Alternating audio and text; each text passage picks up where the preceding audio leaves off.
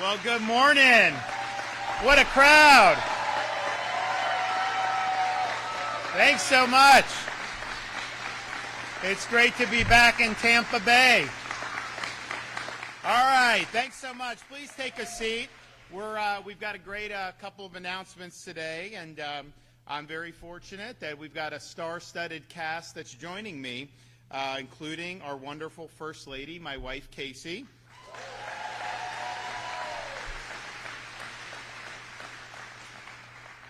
Also, our favorite Green Beret, our Chuck Norris of Florida politics, Lieutenant Governor Jay Collins is with us.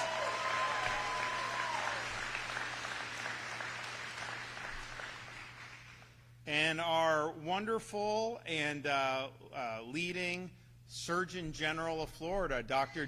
Joseph Ladapo.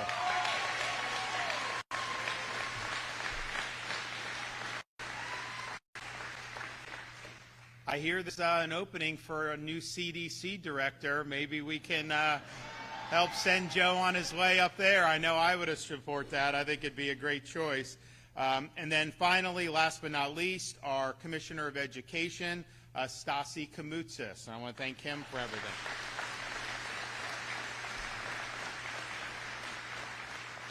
We're also joined by Reps Valdez and Owen from the Tampa Bay area, and I appreciate them coming out for this. So we're here to talk about medical freedom, and in particular highlight some of the things that Florida's done to lead the way, but then now show how we're taking that to the next level. And I know there were people that have always been involved in these issues, but I think most people have really gotten interested in this in the advent of how the medical establishment acted during the COVID-19 pandemic. And you had a situation where so many of these entrenched elites were turning towards coercive measures, trying to dictate your behavior through various non-pharmaceutical interventions, mandates, pushing products on people that they didn't want. And I think what people, because it permeated the entire country when the COVID-19 onset happened, people started looking and they started saying, okay, you know, you're telling me this, you're saying this piece of cloth putting on my face is going to save my life. Where's the data to back that up? Oh, there haven't been any controlled studies that show that those cloth masks stop infection? Oh, well, then why are you telling me? Oh, just trust us, do it. And I think what we saw over the course of that is there were a lot of dictates issued, whether that was from Fauci himself or some of his minions, that were basically what they believed to be noble lies. And so they were telling you to put that piece of cloth over your face, even though there were no clinical trials that showed that would actually make a difference, because they thought that if you had a piece of cloth over your face, maybe you'd behave differently. So they were trying to induce you to behave the way they wanted you to behave, including putting out a lot of things that were just simply not true. And one of the things that I think was most devastating about some of these folks is, you know, some of these medical elites, including Fauci, they were all in on these lengthy school closures. You remember, I mean, I was here with our, one of Stasi's predecessors, Richard Corcoran, who's now the president of New College in Sarasota, which, by the way, was just ranked #1 public liberal arts college in America. You know, they say go woke, go broke. New College is kind of the opposite. We got rid of the woke, and now you have a massive enrollment, and test scores are going up, and you have classical education is back right down the road from here in Sarasota. In-state tuition like $6,300, and so I don't think you could do much better than that. But Richard Corcoran and I, in the beginning of COVID, I mean, maybe 6-8 weeks into COVID, we said, listen, you can't have a situation where kids don't have access to going to school. So we put the marker down and said all schools in Florida, the public schools, must be open for in-person instruction. And you to think that we were trying to end the world with the reaction on that. We were attacked by the American Academy of Pediatrics, by Fauci, by all these different people who basically wanted these kids to, I guess, just sit at home. First of all, virtual instruction is very limited. I mean, Florida does it probably better than others. It's not a substitute for actually being in the classroom. The teacher union in Florida sued us, and they were trying to stop my executive order, and they were trying to force the schools to be closed.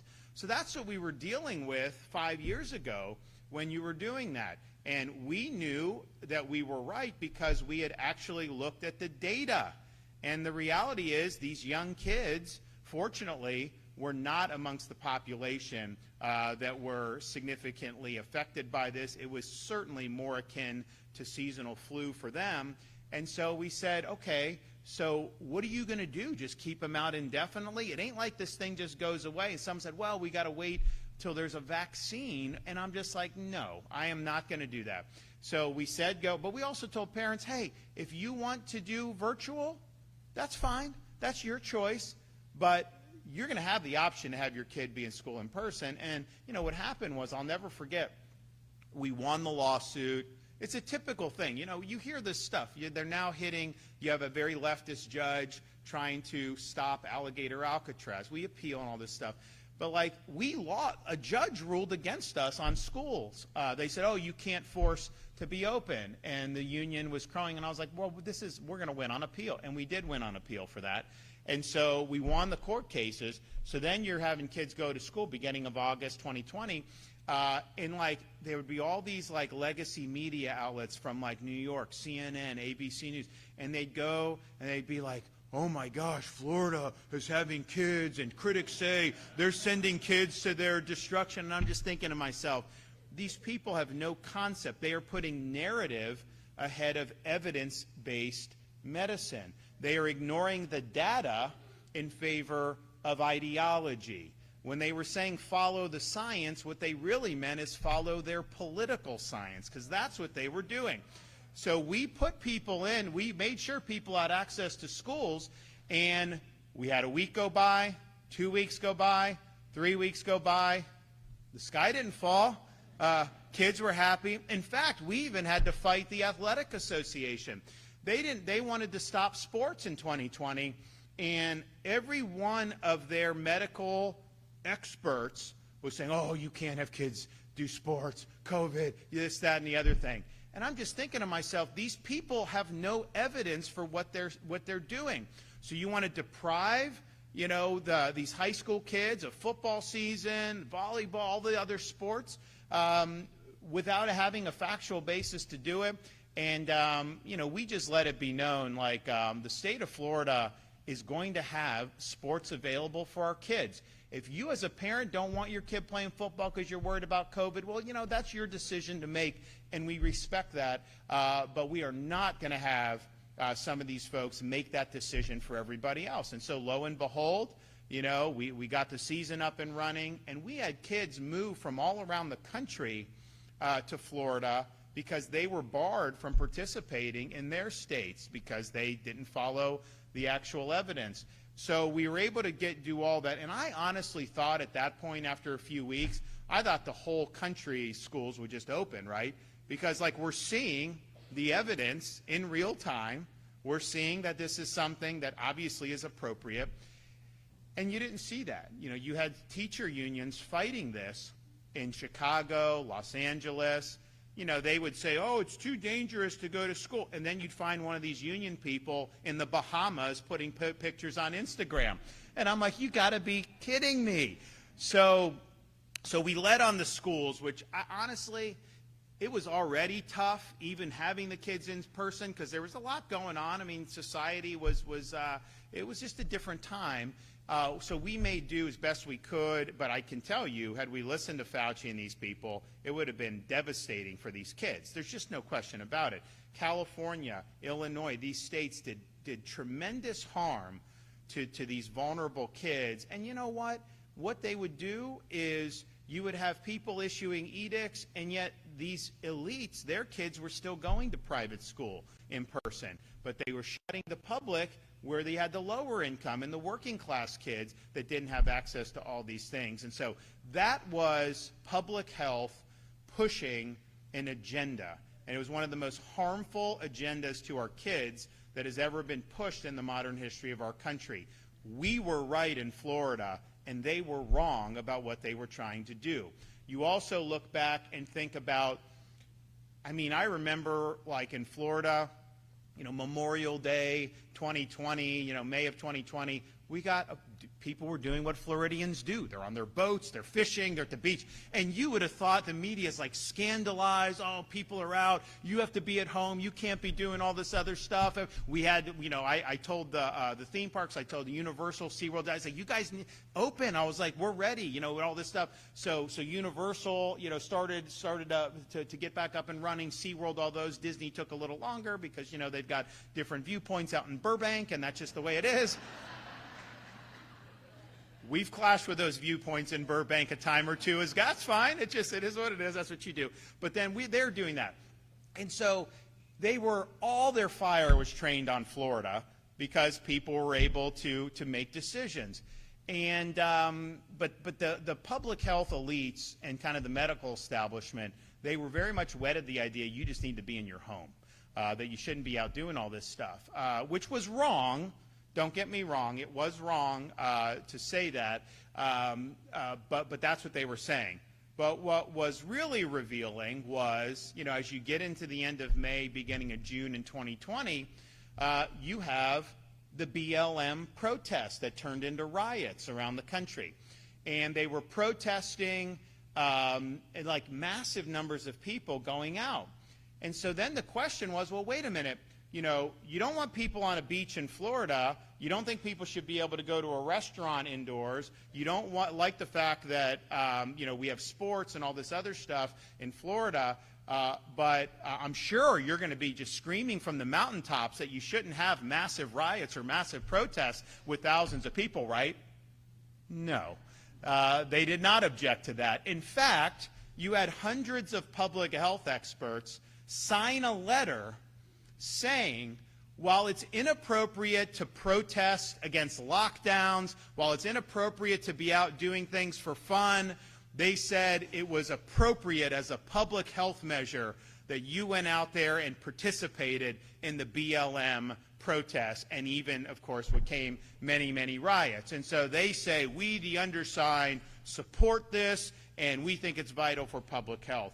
And at that point, if you thought these people had any more credibility, come talk to me after this, because I got some oceanfront property in Arizona I would like to sell you. It was a fraud. And that was revealed that they were doing political science, not medical science. So you see that and you're like, man, what is going on with all this stuff? So, we obviously led the way going against the grain, and it's hard because, when you stand up, I tell people, I've been around the block a few times, campaigns, leading on issues, everything like that. If you take all the incoming I've ever taken for any campaign, any issue I've talked about, all of that, my entire time, you add it all up, and then you compare it to the incoming I received during COVID, it's not even close. The COVID was so much more intense. So because this was a global thing, you had elites and a narrative that spanned continents. They wanted people shut down. They had an agenda that they were trying to do. And you got, the state of Florida that's basically telling them no. They didn't like that. And what they didn't want is they didn't want to have an A/B test. They didn't want to say, well, Florida has kids in school. Why doesn't San Francisco have kids in school? Florida, this place isn't saying you have to have masks. Why is that no different an outcome than the places that say you have to have all this stuff? That's what they didn't really want. So the vitriol was very, very intense. And, I would say when we were doing the things about, being open business, everyone can work, all that stuff, we're not going to let local government shut you down, all this stuff. We got huge blowback. Honestly, the decisions at the time were very unpopular, even with many Republicans who were scared and were listening to the narrative. But at the end of the day, leadership is about when the chips are really down, when people really need you. It don't matter if they're going to fire at you. You've got to be there for people. And people needed a voice of reason and sanity, and the state of Florida filled that void, not just for our state, but for the country.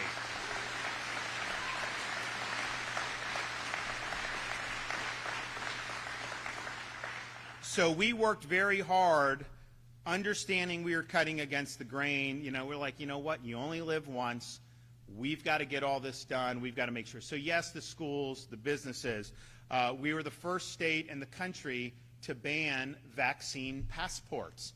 And you remember, we don't talk about it as much anymore, when the mNRA shots were rolled out in December of 2020, you started to hear, well, you shouldn't be able to go to this restaurant unless you show that you've gotten this. Movie theaters, sporting events, all this stuff.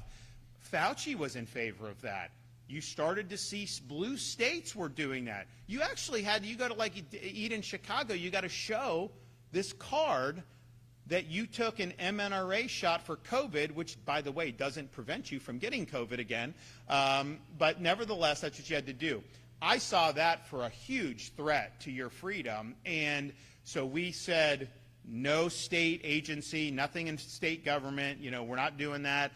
We made sure local governments, and we pushed back. But I had some people on the right, because I said, listen, it's not enough to just say government can't do vaccine passports. I don't think the private sector should be allowed to do it either. Because you know why? They were just parroting what Fauci was saying. So the private sector in that sense was kind of an arm of the administrative state. They were following the narrative. And it's a situation where if these restaurants say you need this passport, this movie theater, that ballpark, everything, at what point are you free to make your own decisions? They're coercing you to make decisions by trying to make your life miserable because you didn't do what they wanted you to do. That was unacceptable. And so we nipped it in the bud in Florida. And had we not done that, I think you would have had vaccine passports nationwide. I really think so. And in fact, they were trying to do it. Biden got in by then, and they were trying to do it there. And one of the things some of his political advisors told him is if you go for passports, the governor of Florida is going to torch you for it. And it's true. I would have torched him. So we showed we're not doing that. And I even got in it with some industries because, some of the cruise lines wanted the passports. And I said, no, I'm not doing that. And honestly, it was short-sighted of them to want to do that. What we did was not only right for people, but in the medium term, over the years, was definitely the right decision because Florida really took off. So we were able to ban the vaccine passports. We also, I had the legislature pass a Parents' Bill of Rights.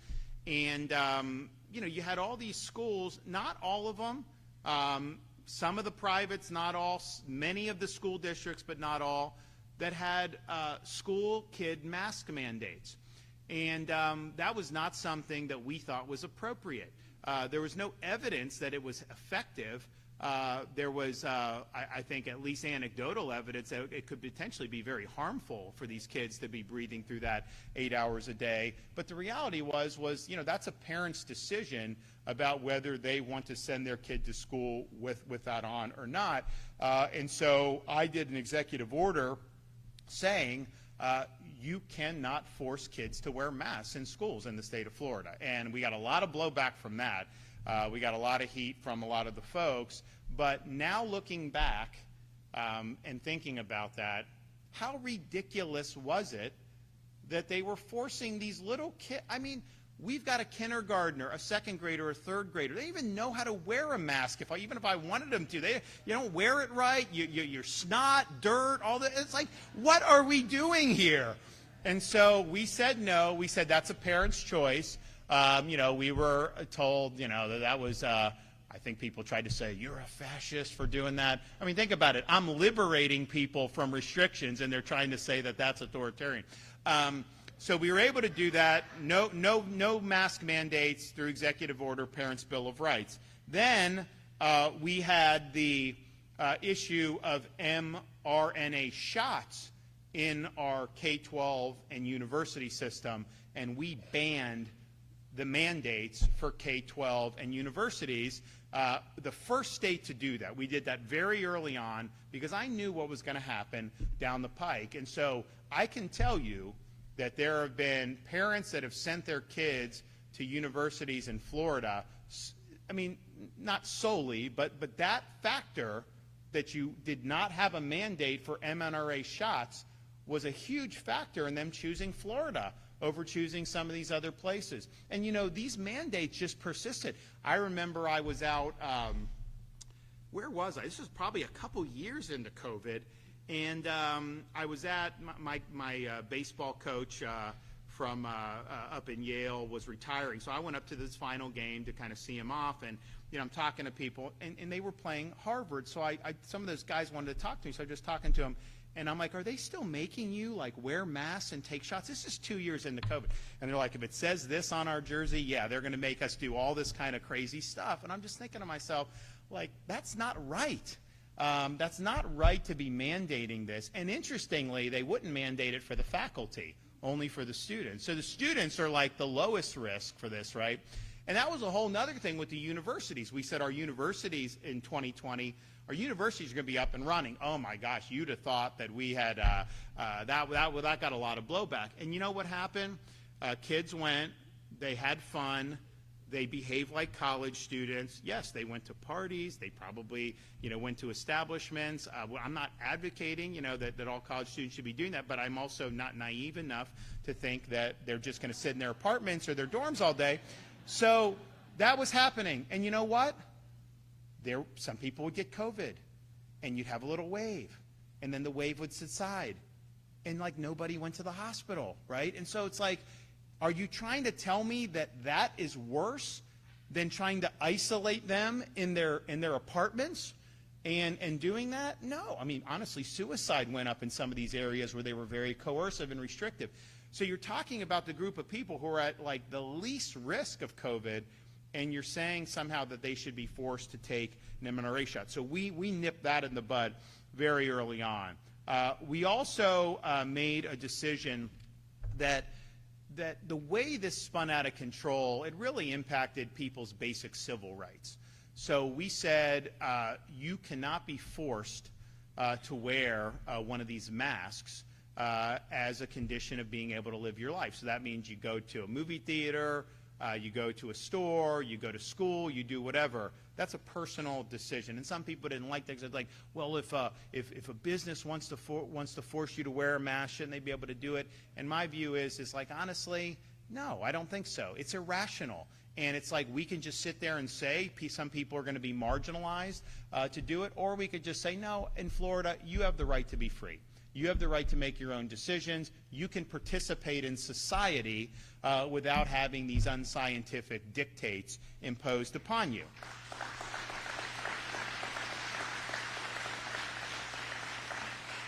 And then maybe one of the most contentious ones was, and you know, this is stuff like, you got to listen to people. You know, so many of these people in office, like they pay all this money to do polls and this stuff. Like I've never done a poll since I've been governor because I don't need a poll to tell me what's right. I do what I think is right, but I take feedback from real people and actually listen to folks. So as we got into 2021, mRNA shots are out. Everyone was saying initially, oh, no, it's your choice, no mandate. Then all of a sudden you started to see the coercion. So I had people come to me like, you know, I have like, you know, 3 more months, and they say I've got to take this. I don't want to take it. My wife doesn't want to take it, whatever. And I would hear this over and over again.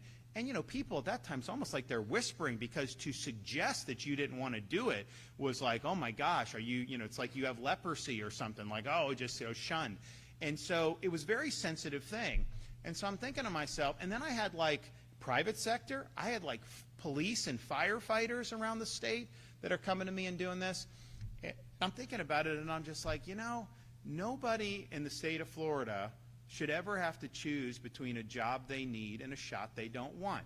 So we worked with the legislature to pass employment protections for folks, basically non-discrimination, to where they can't base hiring and firing decisions on whether or not you took the COVID mRNA shot. And that saved the jobs of thousands and thousands of people throughout this state.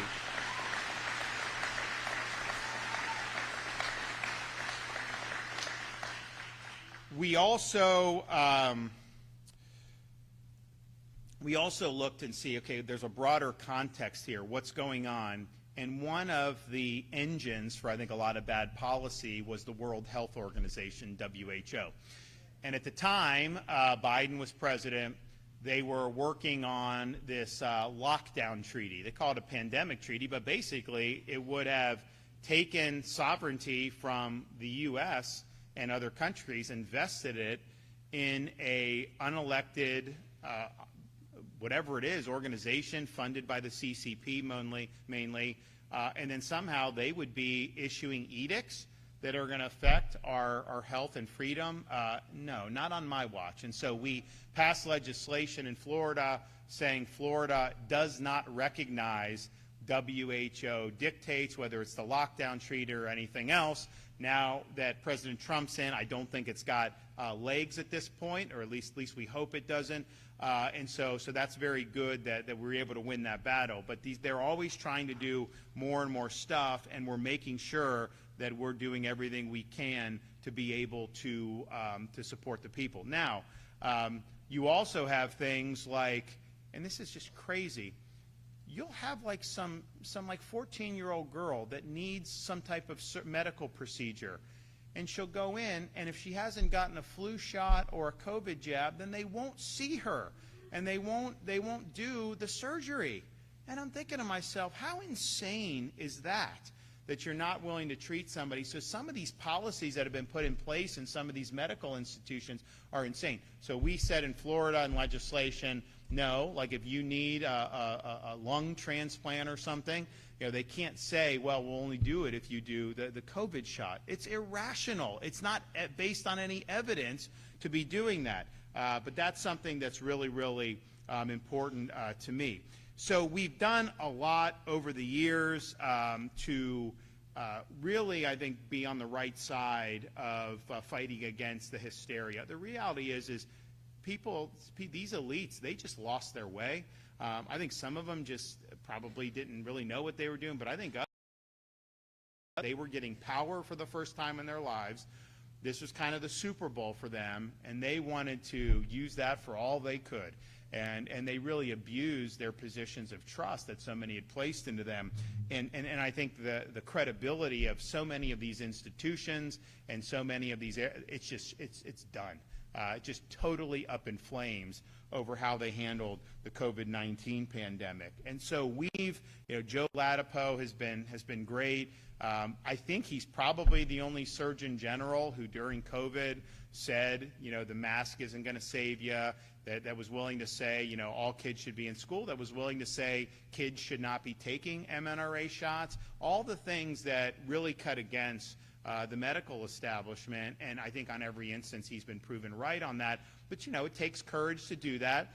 There's a lot of professional blowback that happens when you stand up and do what's right.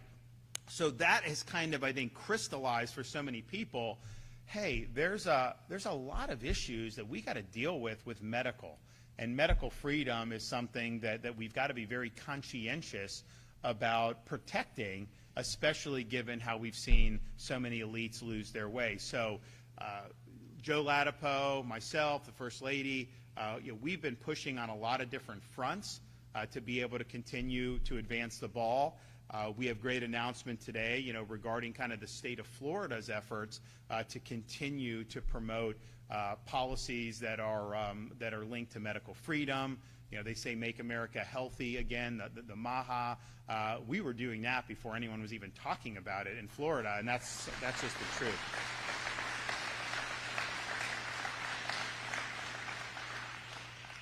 And so some of our guiding principles are, one, information given to individuals where then they can make an informed decision should be the bedrock of how we function in terms of health and medicine. Informed consent is the touchstone for everything that goes on in this area of American life. And what flows from that also is the primacy of parents to be able to direct health decisions for their minor children. The reality is each individual parent has different views, different children may have different needs, and we ought to be empowering parents rather than trying to take away the rights of parents. And one of the things I think is very destructive that's happened more recently is this practice of these pediatricians who will not see kids unless they take all of these shots, and it's just, that's not right.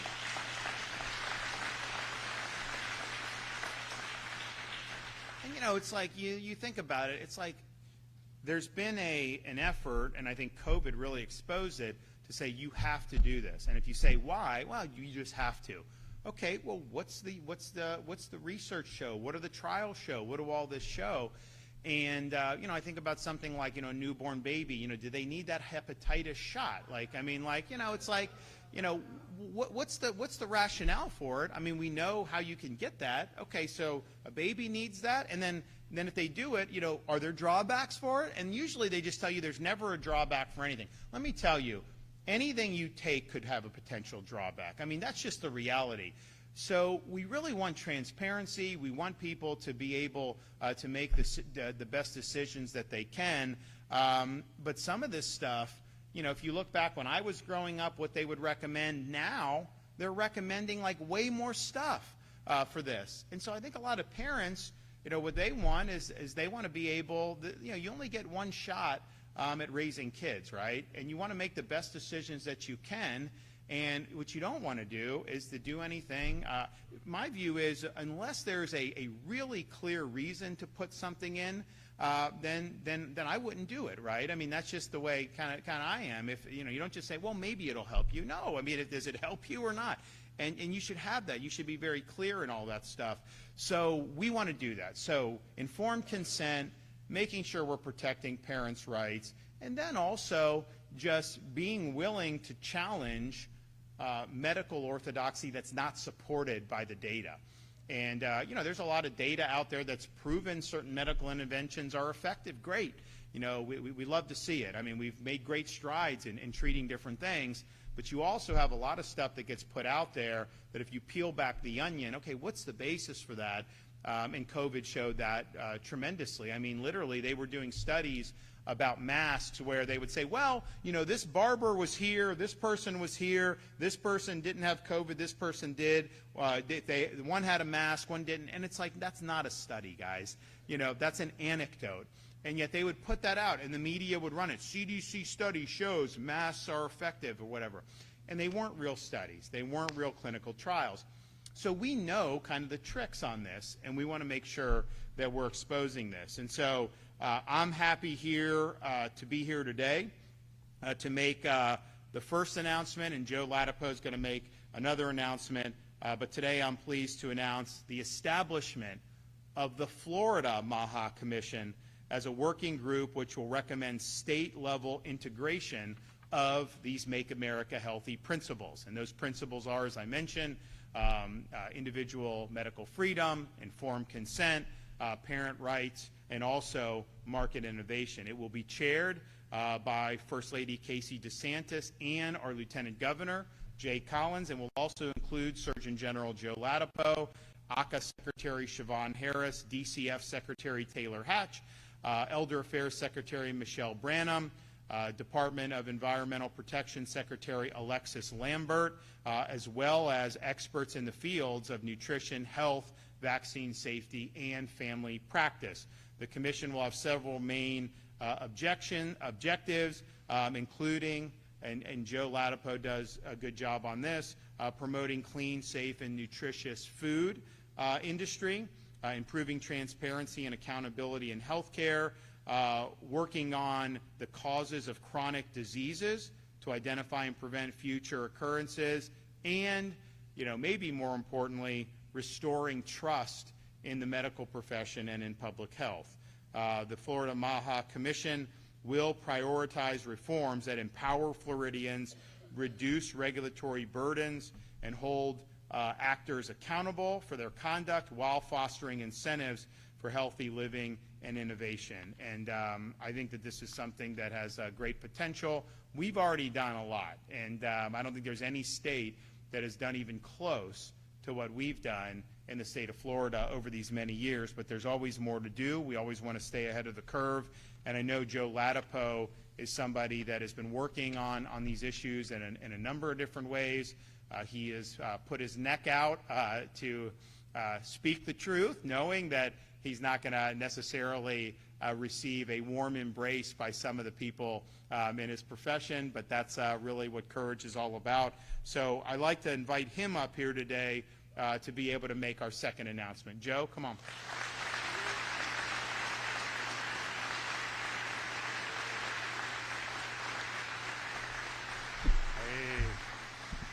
Hey, good morning. Thanks for hosting us. What an awesome crowd we have here. And, that was wonderful hearing the governor. One of the things I love about listening to him is he's a storyteller. And some people, I'm not a storyteller. I don't have that gift. But some people are storytellers. And it's just so fun to hear them, recount history and talk about things. And it's always, it's such a pleasure for me to be able to hear the governor talk about what's been happening over the years, and everything there is true. It's just this sea of insanity and this endless effort to enroll every living human being in this country, on the planet, in this insanity. And just thank God. And we forget so often, we forget too much as human beings. And I guess it's the human condition, right? Sometimes it's great when we forget things that weren't so good, and maybe sometimes it hurts us a little bit that we forget things that were really, really good. And what was exceptional is how Governor DeSantis basically single-handedly saved the country and, frankly, maybe the world by serving as a single, by serving as the single example of something that was completely oppositional to the hegemony that the rest of the world was either succumbing to or bowing down to, or being threatened into bowing down to, into subduing to. And we came so close. He said that if it weren't for what Florida did, we may have had vaccine mandates throughout the entire nation. And it's absolutely true. You think back to that period of time, remember all the energy, how all of that energy was ginned up, right? Remember how it was when everyone on television, all of these medical leaders were, Dr. Fauci, other people were convincing everyone that the world had to shut down. Everything had to close, right? You get that amount of energy behind things, and unfortunately, you're able to change the world. And they did. And they did shut down the world. They shut down this country, and they created tremendous harm in the process, and they were wrong. And that kind of thing can happen. How did that ever happen? You read history. Well, guys, sometimes crazy things happen. And we were in one of those moments where not only did crazy things happen, but even crazier things could have happened. And thank goodness, thank God for Governor DeSantis and the steel of his nature to not bow down or bend to fear, and criticism. Thank God. And for, there's so many individuals out there too who, they may not have been governor, but they were fighting in their own lives. And thank God for their courage. And it took all of that to get us to a place where we are now, where everything is, heading in a better direction. But that was not assumed. Like, that was created. It was created by the will of people who fortunately are reflections of God's light against the darkness of tyranny and oppression, which is, unfortunately ever present in this world and in this country. So we do have some great announcements to make today. So and we're gonna hear more about the Florida MAHA Commission, but what I'm most excited about is an announcement that we're making now, which is that the Florida Department of Health, in partnership with the governor, is going to be working to end all vaccine mandates in Florida law. All of them. All of them. All of them. Every last one of them. Yeah.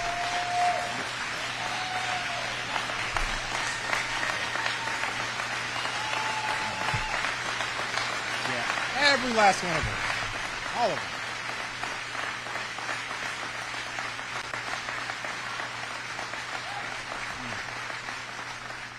Every last one of them. Every last one of them is wrong and drips with disdain and slavery. Okay? Who am I as a government, or anyone else, or who am I as a man standing here now to tell you what you should put in your body? Who am I to tell you what your child should put in your body? I don't have that right. Your body is a gift from God. What you put into your body, is because of your relationship with your body and your God. I don't have that right. Government does not have that right. They want you to believe they have that right. And unfortunately, they've been successful. They've been successful. Pretty much every state has them. It's wrong. It's immoral. They do not have the right to tell you what you put in your body. They don't have the right to tell you what your kids have to put in your body. They do not have the right. Do not give it to them. Take it away from them. And we're going to be starting that here in Florida. And I love our lawmakers. Obviously, they make the machinery of our laws. Our governor reviews. We work in collaboration. He signs. I love our lawmakers. They're going to have to make decisions, right? That's the way that this becomes possible. So people are going to have to make a decision. People are going to have to choose a side.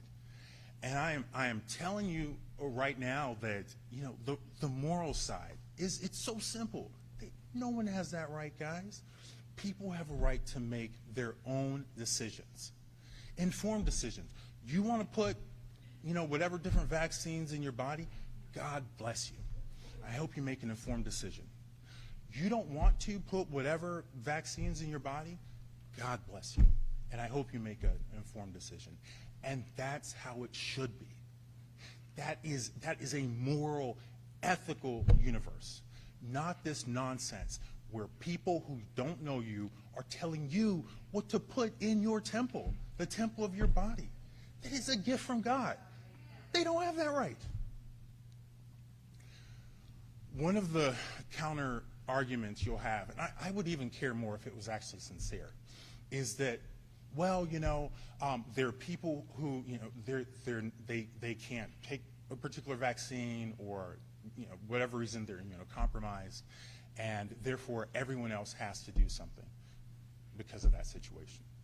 And absolutely, right? I've got 3 kids. I'm a parent. My kids are a little older now. They're 6, 8, and 12. And I remember particularly when they were smaller, there's nothing like, your heart literally leaps out of your chest when you're worried about your kid's health, and then especially when they're smaller, but really any age. So I understand that, I get that. But that is also that's also part of the experience of life. And it is not right. There's no basis. There's no ethical basis for that to be used as a reason, really a force to take away your ability to choose what you put in your body and what you as a parent put in your child's body. That's your right. And it's not that the world is perfect. The world is imperfect. It's not that sometimes people will end up regretting the decision that they made. And we've seen a lot of that during the COVID-19 pandemic. How many people put that poison in their bodies with these mRNA COVID-19 vaccines and wish they could turn back the hands of time and undo that, right? So it's not to say that the world is perfect, but it is to say if we want to move toward a perfect world, a better world, you can't do it by enslaving people in terrible philosophies and taking away people's freedoms. That's not the path. that's not the path. We have to find alternative pathways. Okay. So let me see. Was there any other announcement I want to make? So here's what we can do in the Florida Department of Health. We actually have the ability to start that process with what government folks call rules. So the Florida Department of Health, we have some rules that we promulgated, not me, predecessors, that include a handful, maybe a half a dozen vaccines that are mandated in Florida. So those are going to be gone for sure. So those are gone, and we're going to be working with our with our amazing governor DeSantis and our wonderful lawmakers to get rid of the rest of it. We need to end it. It's the right thing to do, and it'll be wonderful for Florida to be the first state to do it. So I think that's it for announcements. So thank you guys very much. Lots of love to you guys. Thanks, Governor.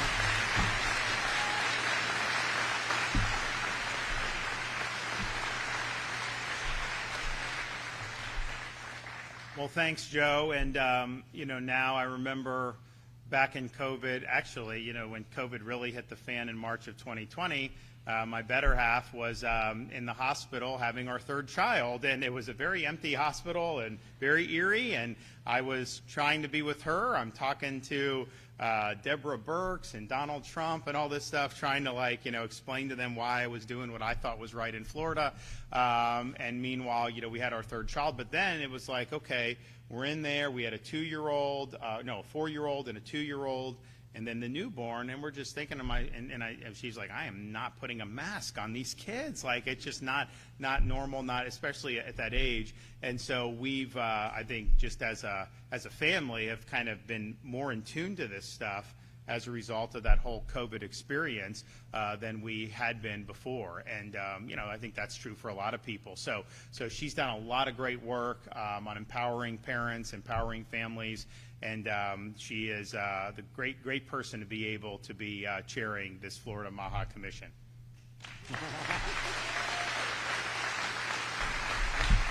Well, these are a couple of tough acts to follow. One thing he fails to tell you is that our baby Mamie was born during the 15 days to slow the spread. So there was that. So it was right in the heat of everything, and he literally was on the phone while I was giving birth. I kicked him out, and I was like, this is not going to work for me. Go fight the good fight, but I'm going to do my thing, okay, and I'm going to be a mama.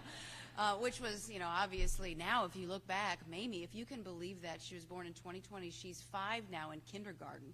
And so it was just a blink of an eye, and it's so fast, and you just cherish every moment that you have. But, between the two of them, I've hit up Dr. Latipo many of the times when I see him, just walking down the street or the hallway or whatever, and, we get into these conversations about why this is so important. And even the gov, I'll sit there with Ron in the morning and we're drinking our coffee and, something will get a burr under my saddle and I'll be, talking to him about why this is just so eminently important. And honestly, how proud I am of both of them for having the courage to stand up for what's right.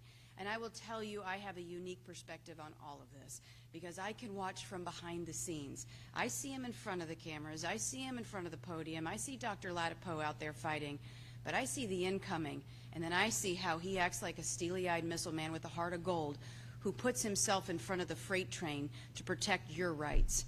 And to me, that is the epitome of service, standing up on behalf of you because it's the right thing to do.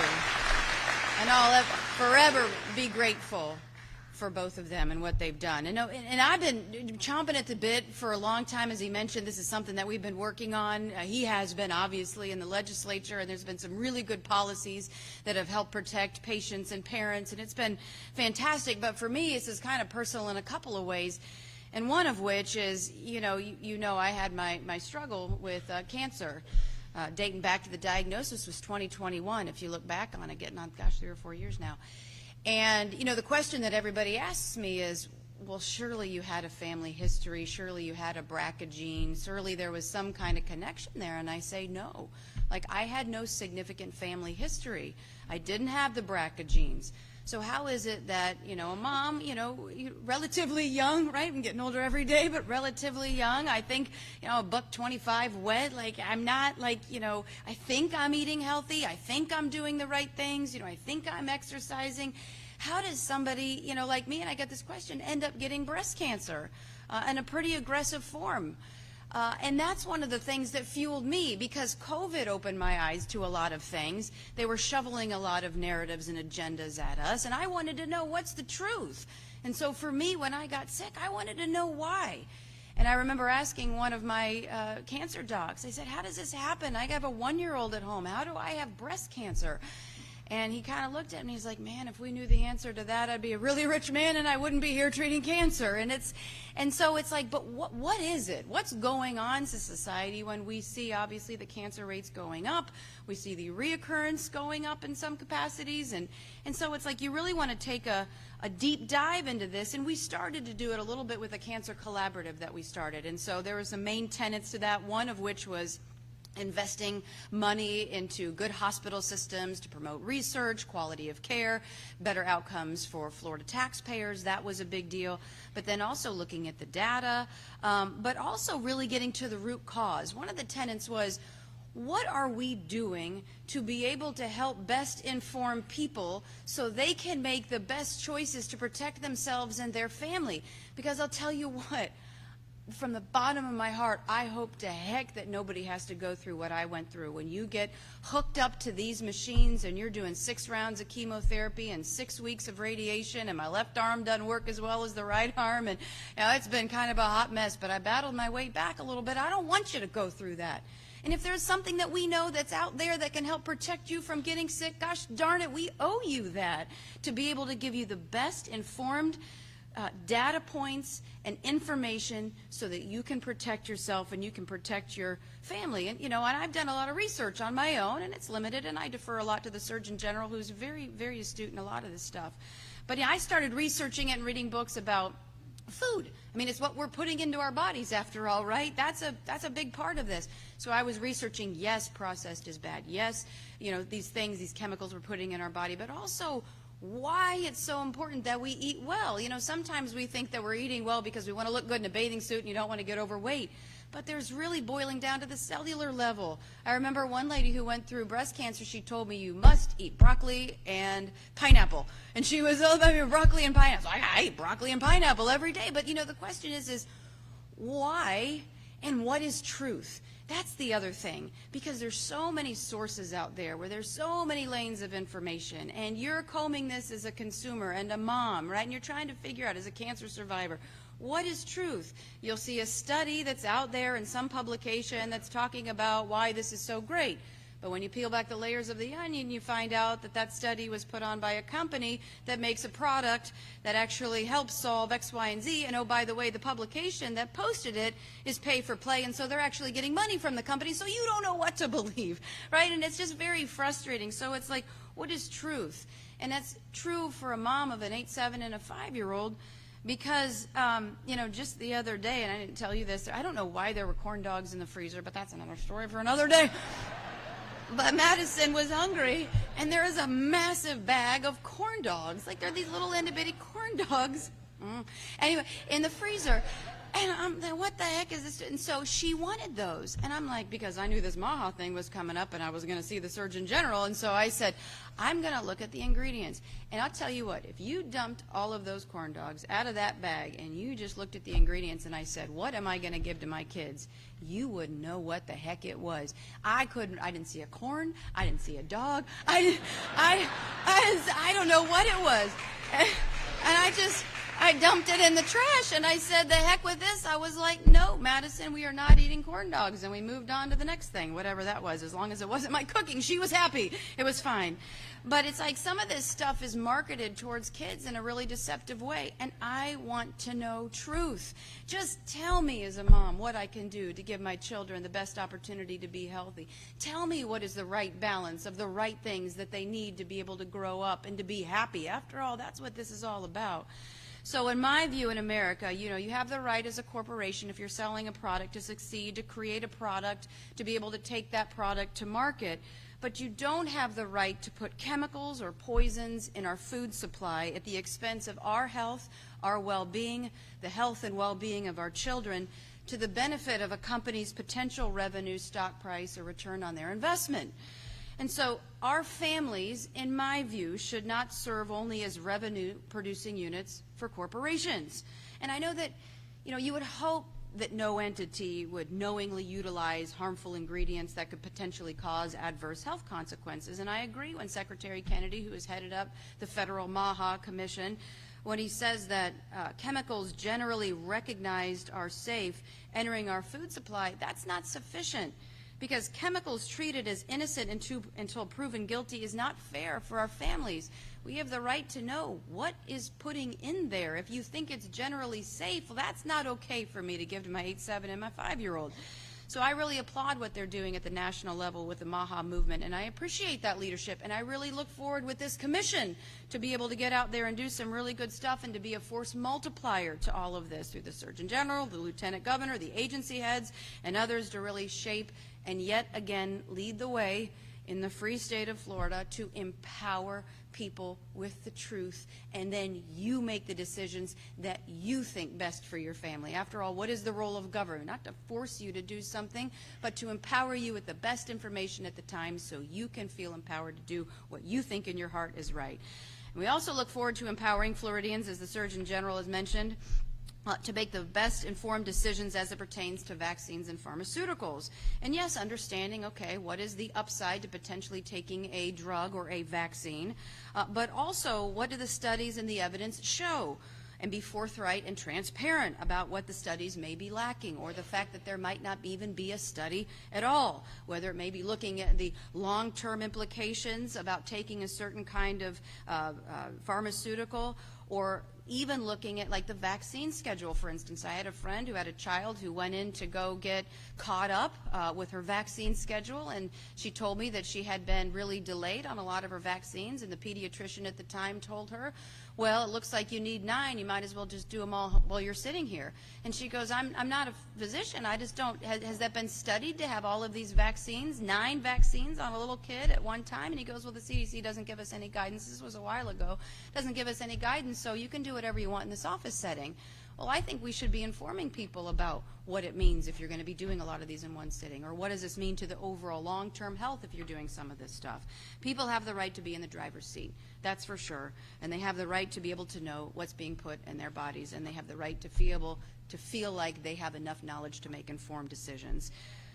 And so, one of the things I'll kind of close with, and I think it's important, when we look at pharmaceuticals in general, and this is something that I've really kind of researched and I look forward to getting into the commission more with, is a lot of these drugs, you don't need them if you live a healthy lifestyle. If you're eating fruits and vegetables, you can reverse a lot of these chronic conditions. And when you look at America, 76% of all adults across the United States of America have at least one chronic condition. And so there's an analogy that a friend gave me about a tack in the shoe. Sometimes you have a tack in your shoe and it hurts. So you get medication or whatnot to help with the pain, but you never take the tack out. You never get to the root cause of a lot of this stuff. And getting in front of it, healthy eating, good nutrition, and the why. It's not just to look good in a bathing suit in the state of Florida, but the why. And it's not for anybody to tell you, but it's to provide the best information that we have so you can make informed decisions. And one more thing that I'm really excited about with this commission too, as we look at some of the things that we've mentioned, it's also other ways to improve the health, beyond just like the food and that sort of stuff. For instance, like fasting, okay? If it is as beneficial as some who have really touted its unparalleled success, then why are we not talking about this more? Why aren't we talking about intermittent fasting? Why aren't we looking at some of it? Why aren't there more studies? Why isn't it, if it is as good as what you can hear people say it is out there, why isn't there more public discourse? Well, maybe because you can't monetize it. Just throwing that out there. So it's like, what is beneficial that we can do to be able to help people? So, I'm honestly, this is something I have been super excited to do for a long time. It's an honor and a privilege to stand up and fight for mamas and for families and for people to be able to make the best decisions so that they can be happy in this great American experiment. So thank you very much.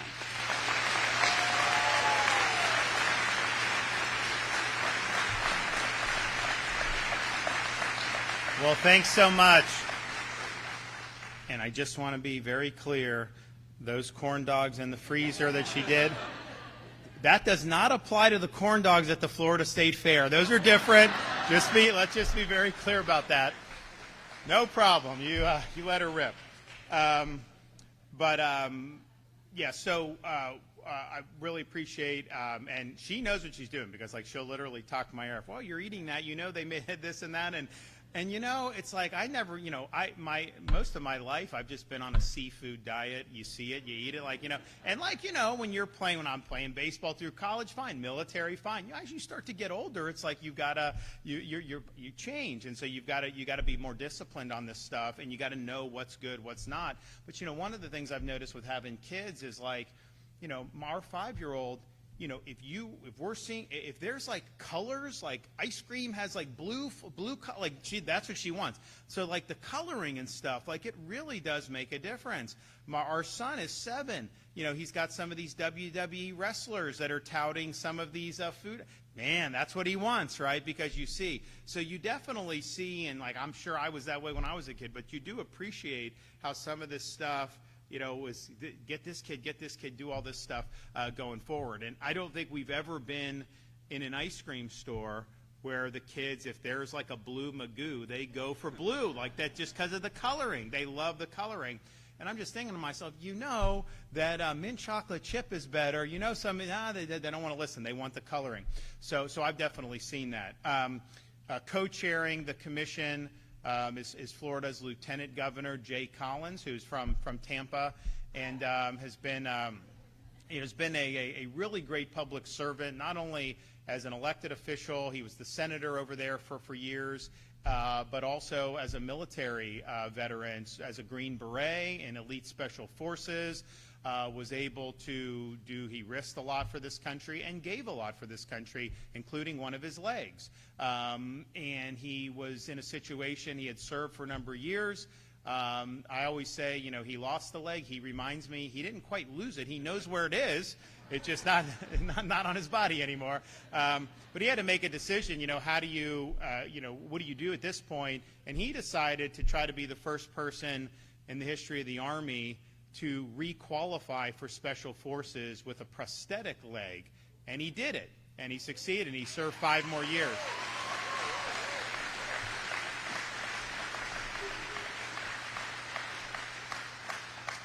When he's the operations officer for a great charity, OBR, and they basically come after hurricanes and disasters, and they're there on the ground before just about anybody. They're feeding displaced residents, first responders, you name it, and he's done that through all of our major events since I've been governor.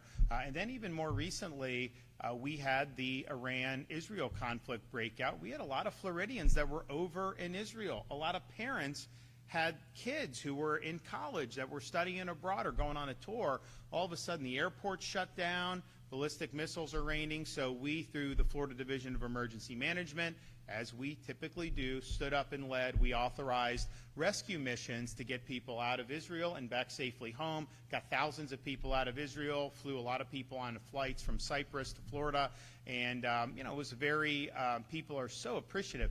Well, Jay, as a senator at the time, he flew to Israel on the ground, and he was personally rescuing these people and getting them linked up with our folks in Division of Emergency Management. He ended up saving dozens, if not more, people during that period of time. And so, it's like most people run and hide when the fire gets hot. This is something he didn't have to do, and he was over there doing it. And I can tell you, in all the political fights we've had, even though everyone always says they're going to be strong and conservative and all this stuff, when things start to hit the fans, a lot of people run and hide. And on all these issues, he's run into these fires, whether it was being, leading on helping us get our immigration to where we're at. We're the #1 state helping President Trump's efforts to enforce immigration law and effectuate the removals of illegal aliens from our state. And that is ongoing, in spite of what the media may try to tell you, including at Alligator Alcatraz. And there were a lot of Republicans that tried to block that, and Jay was one of the ones that stood with us. He's also been very strong on Second Amendment. He carried the constitutional carry, which, before I was governor, they were restricting Second Amendment rights in Florida. We've been able to expand, and the legislature should do more, and I've called upon them to do more, But the most significant expansion was the constitutional permitless carry bill that he was the one that was leading behind. And then he was also the author of the bill to not allow CCP purchases of land in the state of Florida. And that's something that's really significant.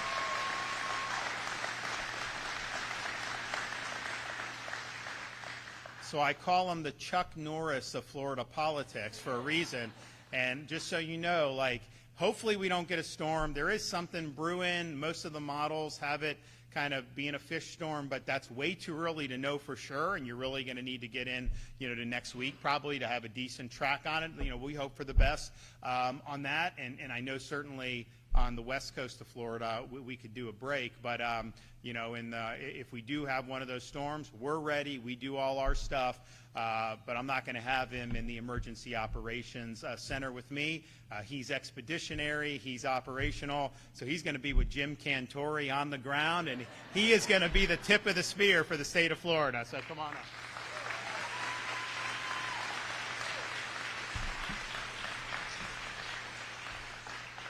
Well, how the heck do you live up to that introduction? Thank you. I'll do my best here. Man, it is good to be here. Aren't you proud to be a citizen here in Florida, a resident of Florida? God, aren't we blessed?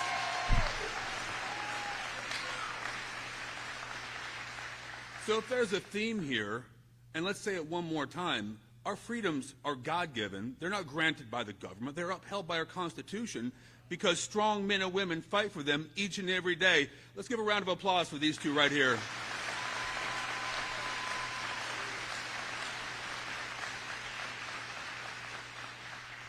So many of you know me. I have literally broken bread and fed many of the people in this room, quite likely.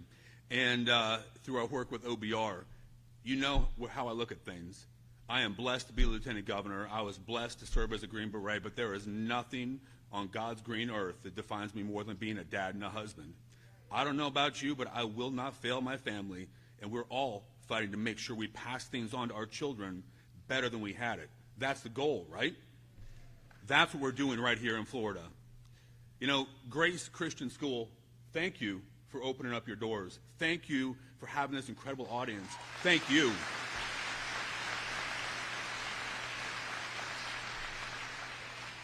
So Joe, I think, is a little bit of a sleeper here. He said he couldn't tell stories, but I think he did pretty darn good, right? That was amazing. He took us to church as well.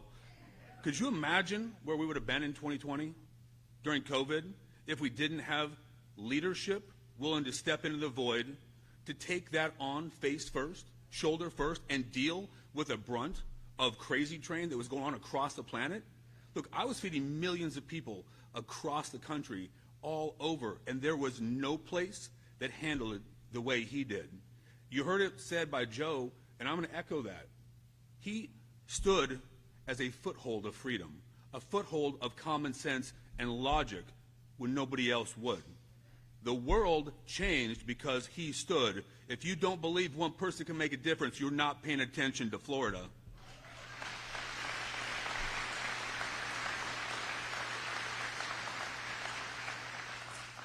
So together, when you look at this, we are sending a clear message. It's the parents, not government. They have the final say when it comes to their kids' health and well-being. Let's say that one more time. It is the parents who control their families. Now, you know that as a service member, I like to throw these things in here sometimes. Freedom isn't free. It is fought for and defended, whether it's on the battlefield, whether it's in the courts, or whether it's in the courts of common sense. You have to stand up and fight for it. Where we're talking about today is no difference. The principles apply exactly the same. We have to protect the rights of parents to make medical decisions for their families, to feed their families how they want, what they want, when they want, because that's their family. It is not the government's choice to tell them what to eat or how to eat. We have to control that for those families. Removing unnecessary requirements supports so many principles here in the state of Florida. Now, how many of you think that, I'm going to paraphrase Reagan a little bit here, that the government should solve all of our problems for us? Doesn't that scare you a little bit? How many veterans do we have in the audience today? All right. Love it.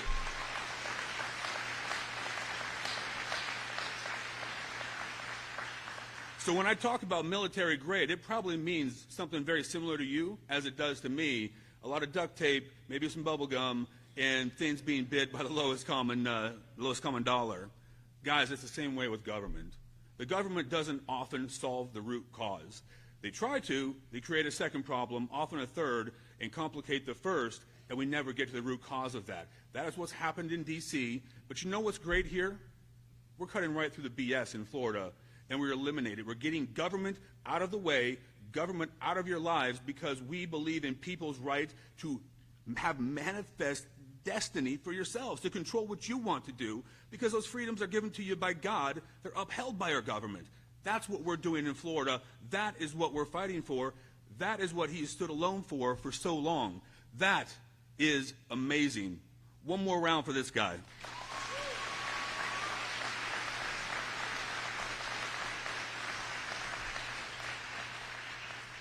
So you know I got to be a Green Beret. I got to work around some truly amazing people for many, many years. And I'm blessed to have been a small, tiny speck in that amazing industry. But what I'm excited about here is the opportunity to serve alongside our First Lady, Casey DeSantis, Joe, and so many other people from our agencies. Because if we want to leave things better, we have to make sure what we feed our kids is clearly stated on the bag. We know what we're giving them. We know what matters. That if we want to give them an immunization, we can. If we want to live our life how we want to live it, we have that freedom. And if we don't step into the breach, if we don't push that stronghold forward and export that across the country, we're flailing and failing as parents, as leaders. And again, we will not do that here in the state of Florida. Y'all, I am so grateful to do this. I am grateful to fight to help keep our kids healthy, to leave it better than we got it, because I don't know about you, but if we're going to get dressed up and wear a tie every single day, guys, we better do something worthwhile, something that makes a difference. And there is nothing more important than the lives of our children now and in the future, because, you see, we have a responsibility as citizens of these United States. And many of you have heard me say it, but I think we've got to communicate great things. We have a responsibility to protect and preserve the things we love, those truths we hold to be self-evident, just like our forefathers did, so our kids can do the same. And when Florida leads, America wins. That's who we are. That's what we do. God bless each of you, and God bless the free state of Florida.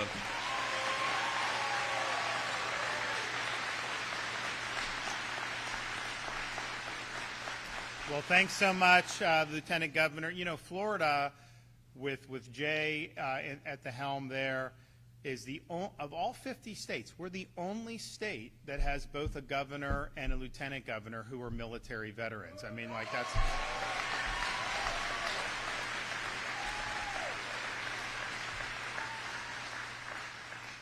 You know, of all the issues, well, I mean, there's just been so many that we've led the nation on, but in the education realm, Florida has truly been without peer.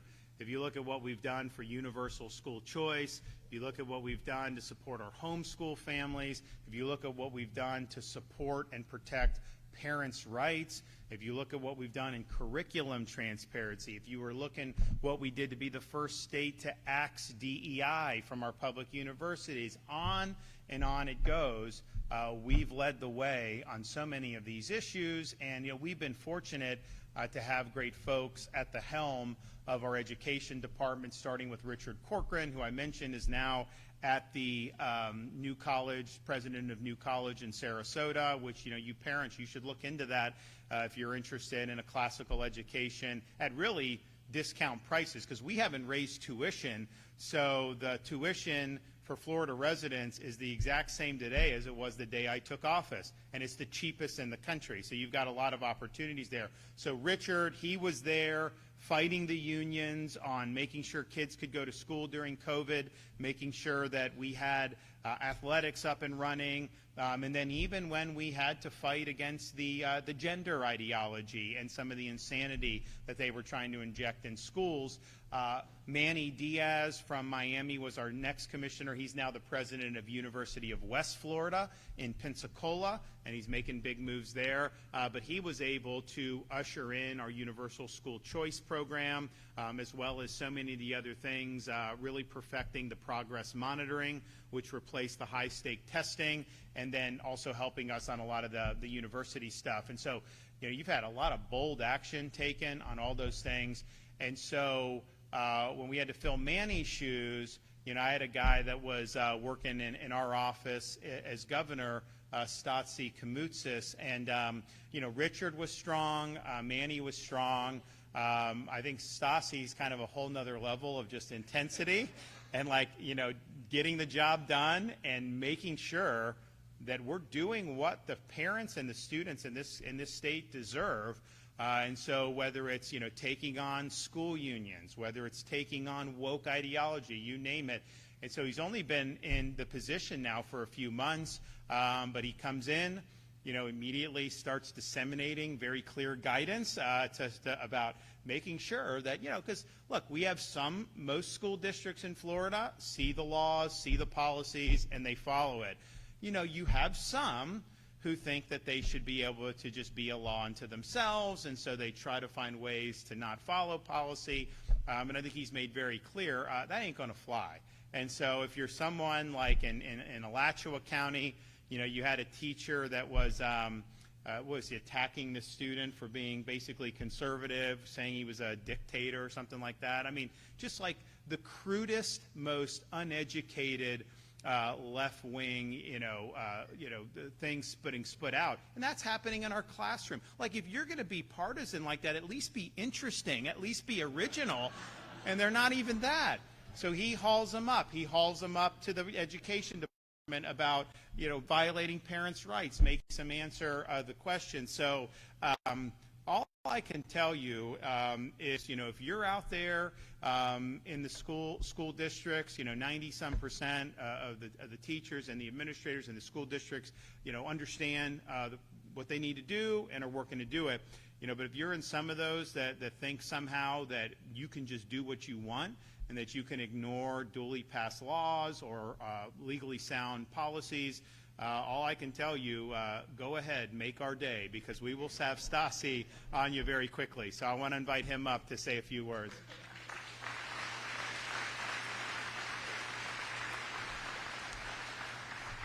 Well, good morning, Grace Christian School. One of our proud private schools that participates in our school choice scholarships. You can tell I'm the new kid on the block because I'm last to speak. The governor always roasts me and makes the message clear that if, I'm not going to have any friends at the end of this job. But we are going to hold people accountable. We're going to make sure that students are put first every day in our schools. That is what this education system is about.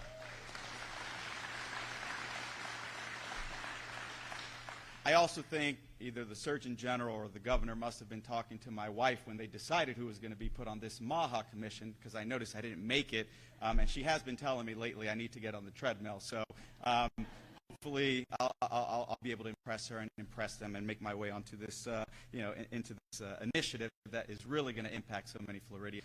I'm thankful to be here in all seriousness with the governor, with the First Lady, with the Lieutenant Governor, Jay Collins, who's homegrown here in Hillsborough County,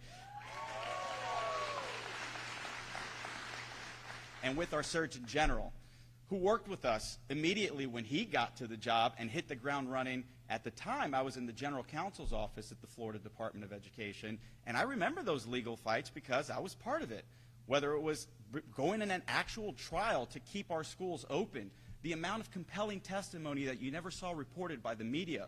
You had Jay Bhattacharya, one of the leading medical experts in the nation, testify as one of our expert witnesses, and yet a judge still didn't find that the medical evidence was compelling, unfortunately. And then the next year, what did we do? We fought the school boards. There were 12 of them who said, even though the law prohibited mask mandates, they were going to impose them on our children anyways.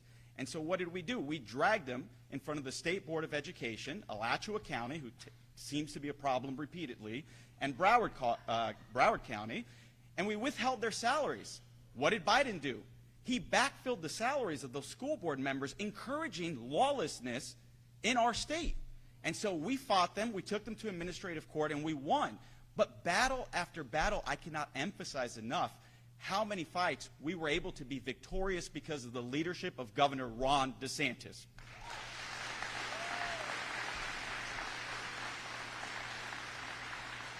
Governor, I mean this with all sincerity as a parent of 4 daughters.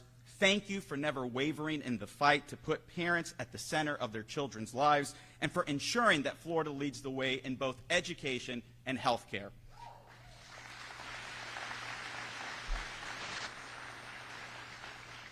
Today, we continue to fight for Florida families, whether it's parental rights and continuing to expand them, whether it's making sure that parents have the ability to object to inappropriate materials that we continue to find in our schools, or whether it's to expand programs like school choice to ensure that parents have the ability to make the best decision for their children, to send them to schools like Grace Christian, where they're not going to be exposed to that ideology.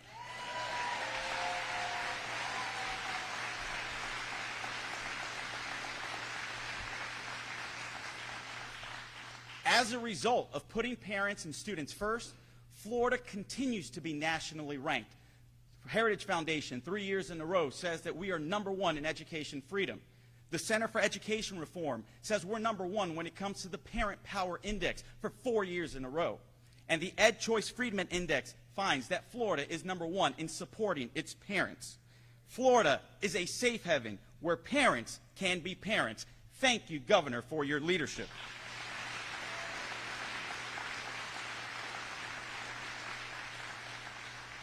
Now, today's proposed changes strengthen the rights that the governor has championed for years, and these changes reject the one-size-fits-all mandates that strips parents of choice. By removing vaccines from the required immunizations necessary to attend school and expanding exemptions to include moral and ethical convictions, we are ensuring that every parent's voice is heard and honored here in this state. This is the Florida model. I'm honored to work alongside Governor DeSantis, the First Lady, the Lieutenant Governor, and the Surgeon General to ensure that Florida remains a leader in the nation for both education and medical freedom. Together with the vision and leadership represented here today, we are proving to the nation that freedom, health, and family go hand in hand. And in Florida, so long as Ron DeSantis is our governor, it will be the free state of Florida, and parents will always be empowered. Thank you, and God bless you.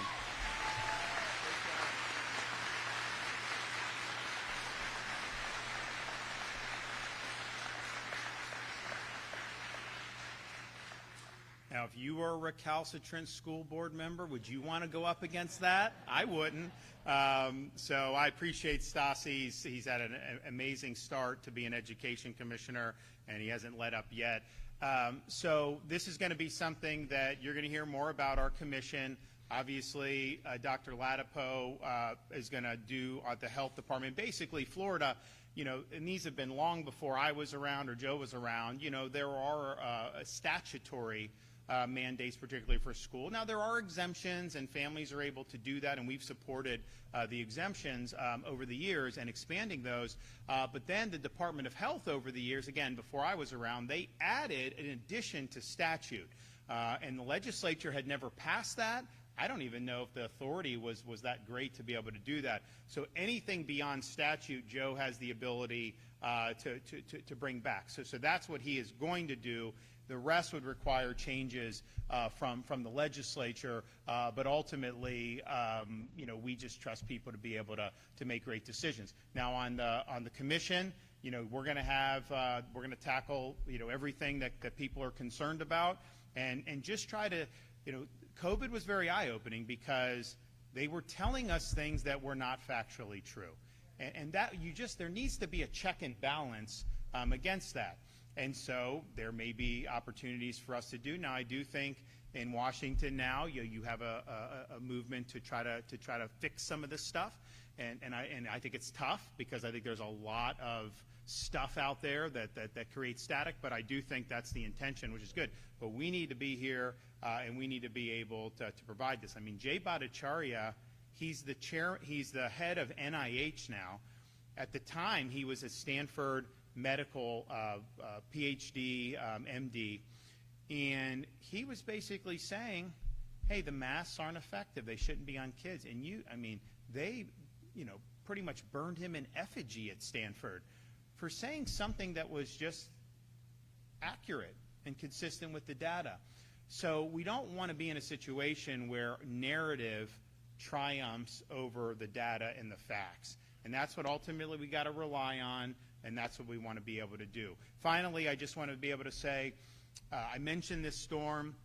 You know, like I said, it's a long way off in terms of getting a good track. You know, these models have it being a fish storm. But, you know, that's true until it's not, right? I mean, it's too early to set that in stone. So as we get into next week, we'll see. But I would just remind people right now, I mean, pretty much mid-August to mid-October is kind of the height. But as we get deeper into September, that is like the height of frequency for when we have tropical activities. And you look last year, you know, we had late September, early October for the two back-to-back. Hurricane Ian was later part of September, and so that's just the reality. If this one becomes a fish storm, then you know that buys you a little more time to get through. I hope we can get through with not having any. I think it'd be really good for the state of Florida. We're very resilient in the face of these. You know, you look at what happened last year with you had Debbie, then you had Helene, then you had Milton. I mean, if that had happened in almost any other state, it would be like irrecoverable. Like it would just be, you know, we bounce back. Now there's a lot that needs to be done, and these things, you know, they can't just happen overnight. But the power restoration, you know, getting the, you know, we pushed the local governments to clean the debris, and I know some of them did good, some of them may not, but we were pushing them. I sent trucks down to help with debris before Milton, and they locked the landfill in Pinellas County, so we barricaded through the landfill, the locks, and we took the debris in there, and we were not going to be denied. So we're happy to do it. We're ready to do it. We're more resilient. People get, like, you know, there's a culture of Florida, like, you know, if it's a Category 1, you keep the barbecue going. At Category 2, maybe you decide to do a little, and like only if it's a 3 or above. I mean, people kind of get, I'm not advocating that attitude, but I mean, that's the attitude that's there. And people kind of get like, hey, you know, we have a great state to live in. It's beautiful, particularly, you know, during most parts of the year. It's paradise. I will tell you, though, the weather's gotten a lot better. We got that cold front going across. I mean, so it's definitely better than it was, you know, 3-4 weeks ago.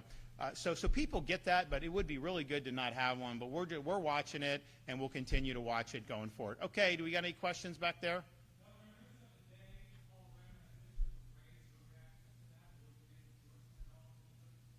The race for what? Governor of what? Oh, look. Yeah, I'm not supporting Paul Renner. You know, I think it was an ill-advised decision to enter the race.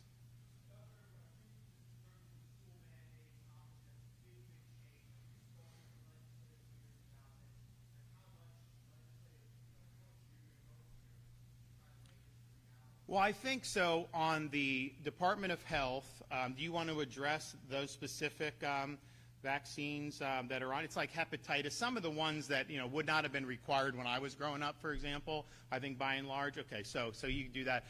So that'll happen, and then the rest will be, I think what we're going to do is we're going to have a big medical freedom package.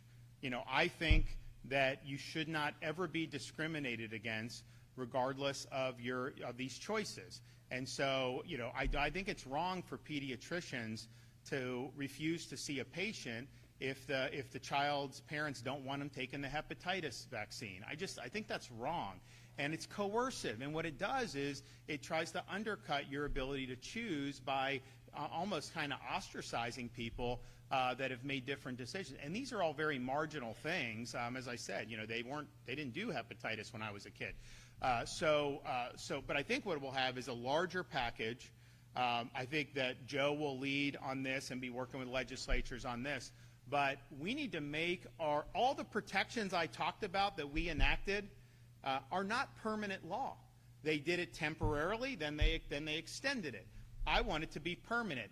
And I suspect, and I'm concerned about that, because I think some of these folks, you know, in the legislature may be like, oh, well, if we can just wait the governor out, then we know, you know, that after that, then this stuff will somehow lapse. And that's not right.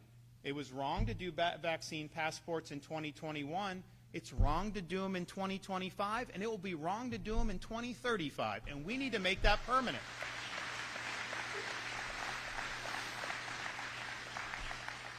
So there'll be a broad package. I think there'll be an array of things, and I think this commission will help inform some of those proposals. But they'll just track our basic principles: informed consent, parental rights, and individual responsibility and medical freedom.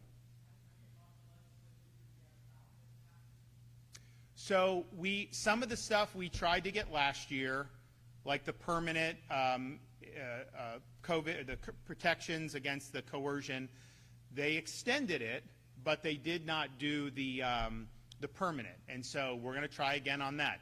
Now, the mandate issue with the schools, that's Joe called me last night and said, hey, this is where I think we should shoot for. Are you okay if I do it?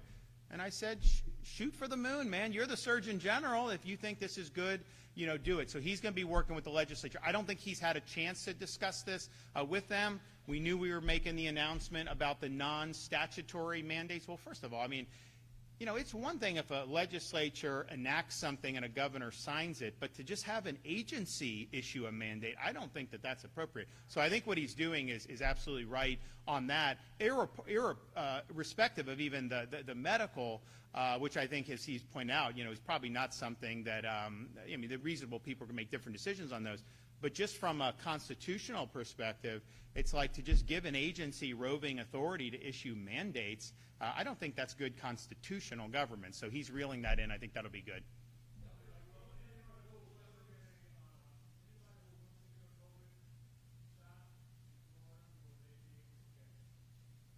So the question on mRNA COVID shots, Joe Latipo and his agency were the first to put out guidance. So we were the first to say, kids should not be taking this. They don't need it. And then he has now recommended for probably a couple years now, certainly at least a year, that this is just not something that's recommended, period. But we don't have it's not our issue. It's a federal issue about whether that has authorization or whether that is available. I know they're discussing that in Washington about whether they would potentially revoke authorization or do something on that. But from the state of Florida, he's made that very clear as to what he recommends, but we didn't approve it. That was federally approved, and it's available based on federal policy.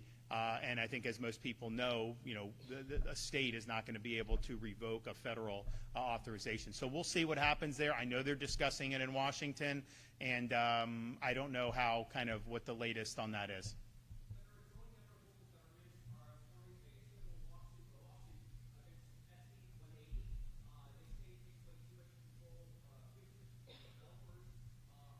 Is that the one where the people wanted to rebuild from the hurricanes? Yeah, so listen, I have vetoed bills that, have tried to preempt local in the past. I've signed bills that have done it. And kind of on this one, the reason why I thought these people needed relief is because their storm gets damaged, their home gets damaged by a major hurricane. They want to go out and restore their home to what it was like before the storm hits, and the local governments are telling them you can't do it. You got to do something else. What right do they have to tell you can't rebuild your home? This isn't California. This is Florida.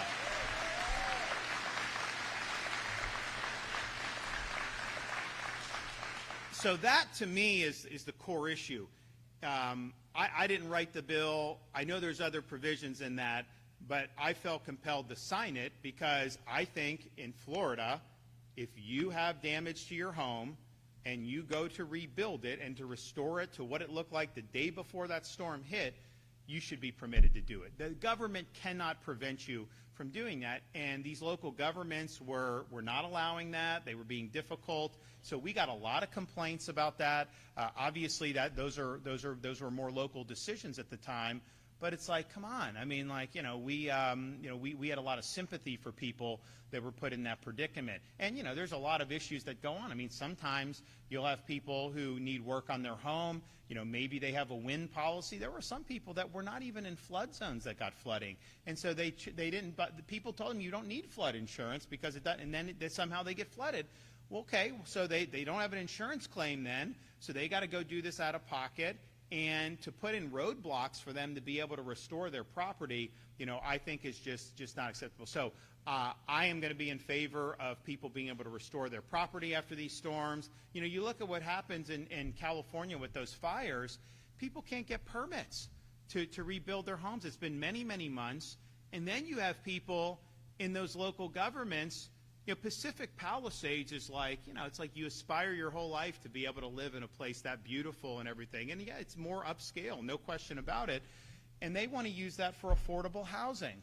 And I'm thinking, what right do you have? It's private property. But they can restrict and they can do all these other things. So I think in Florida, that piece to me is there. I don't know. They may be challenging other provisions. I didn't write the bill. There may be things in there that in a perfect world I would not have necessarily agreed to, but I did feel compelled to stand up for the homeowners who were getting stymied by local governments, and I thought that they deserved a right to be able to restore their property to where it was prior to the storm. Hopefully we don't have to deal with that issue going forward.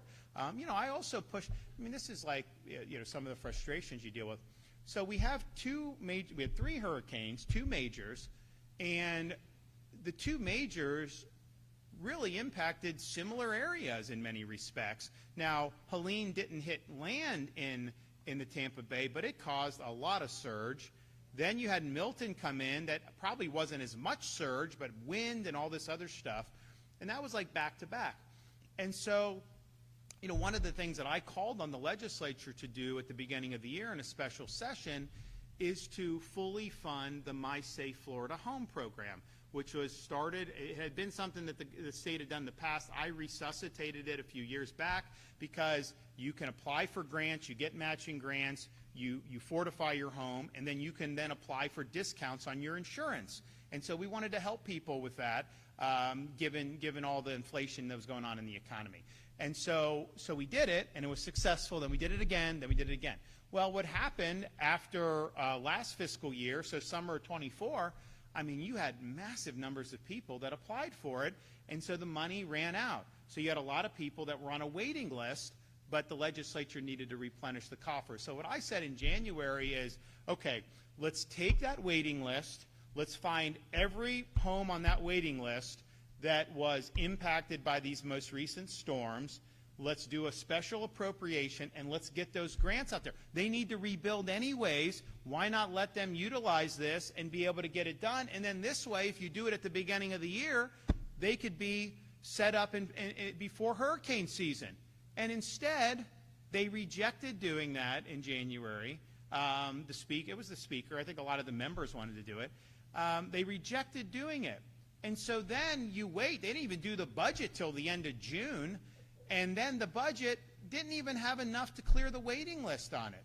So it's one thing, you don't have to do these programs, but if you do a program and people are on a waiting list and they're expecting this, I would want to clear that waiting list and get them the grants so that they can do these home improvements. And I just fear that, now money's going out.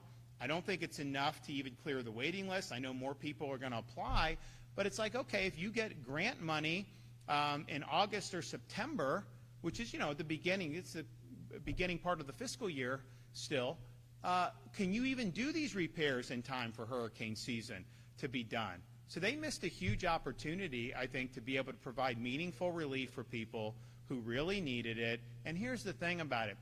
Doing these grant programs, it's not necessarily that natural for somebody, like me who's like, we're market-based, government programs typically haven't worked. But in this instance, you're providing an ability for people to make really significant fortifications. They can apply for reduction in insurance. They're more likely to stay in their home as a result. And then when the next storm comes, that home's going to do better. And it's going to be less burden and less cost on taxpayers, on the community, less interruption. So it's been something that's been very effective. It's been very popular. And I wish that they had funded that. Some of these things don't get a lot of attention, right? January, people were focusing on the inauguration of Trump 47. Understandably, it was a big deal. they weren't paying as much attention to what was going on in Tallahassee. Not as much media coverage about that. That's why they thought they could get away with doing this amnesty bill that I vetoed. And Jay Collins was standing with me and standing up for you to say, no, we're going to take illegal immigration seriously. But I think it was because, you know, they thought there wasn't as much attention, so they can do it. The condos. People were getting these crushing condo assessments. I said, why don't we do that at the beginning of the year, give people peace of mind, so we know that they can stay in their condos and we're not going to have these artificial barriers. They didn't do anything until like May on that.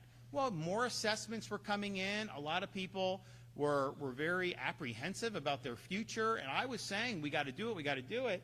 You know, and eventually we did it, but it's like, you know, if you really care for people, you should have gotten off your tush, you should have done it in January, and you should have given people the peace of mind, you know, that they wanted in that endeavor.